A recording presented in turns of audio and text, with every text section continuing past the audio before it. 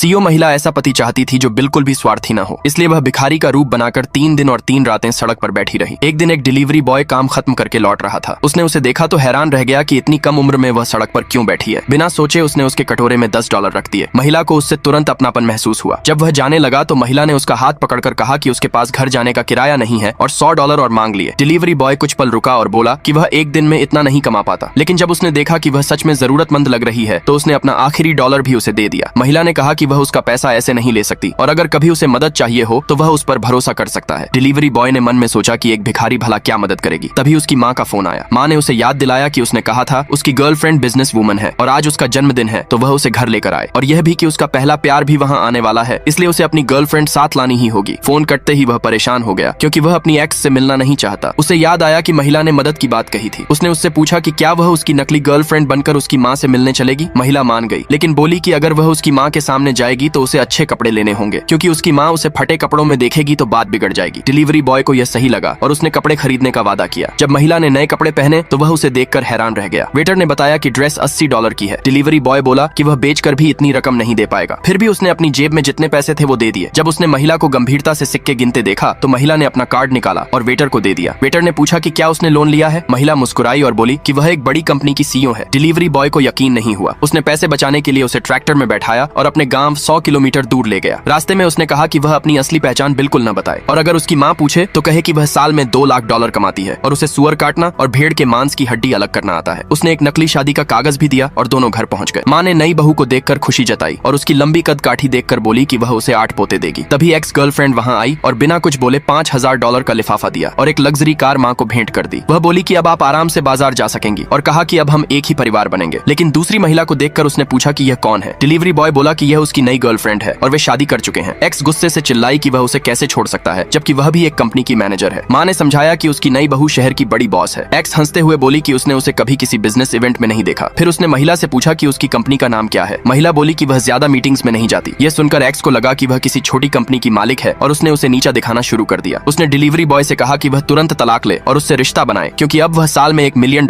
कमाती है और उसके पूरे परिवार को शाही जिंदगी दे सकती है। तभी कुछ लोग वहां पहुंच गए।